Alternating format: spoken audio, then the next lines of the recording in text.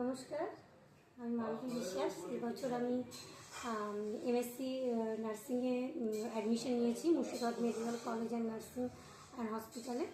তো আমার অ্যাডমিশন হয়ে গেছে নেওয়া। ব্যাপারটা হচ্ছে, অনেকেই আমাকে ফোন করেছিলেন যে কী কী ডকুমেন্টসটা লাগবে, অনেকে আমার পরিচিত বন্ধুবান্ধব।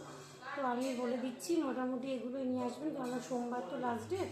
এবার আমি অনেককেই ফোন ধরতে পারছিলাম না, সেজন্য আমি একটু বলে দিচ্ছি যদি কারোর দরকার লাগে।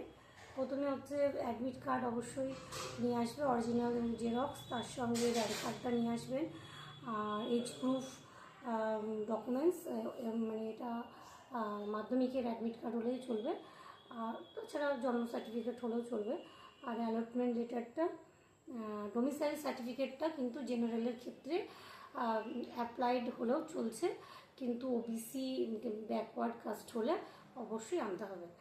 আর তার সাথে এইচএসের মার্কশিট সার্টিফিকেট, আর তার সাথে হচ্ছে যদি কেউ বিএসসি জেনারিক বিএসসি হয়ে থাকে তাহলে তার অরিজিনাল এবং জেরক্স সার্টিফিকেট, পোস্ট বেসিক হলে অরিজিনাল জেরক্স সার্টিফিকেট, আর ওয়ার্কিং এক্সপিরিয়েন্স, আর যদি টিআর অ্যাভেল করে থাকেন তাহলে টিআরের লিস্টটা, আর তার সাথে রেজিস্ট্রেশন সার্টিফিকেট, আর স্বাস্থ্য নার্সিং ইউনিভার্সিটি থেকে, আর তার সঙ্গে হচ্ছে যদি কোনো কাস্ট সার্টিফিকেট থাকে কাস্ট সার্টিফিকেট, আধার কার্ড, মেডিকেল সার্টিফিকেট, আর দুটো করে, দুটো না তিনটে করে ছবি।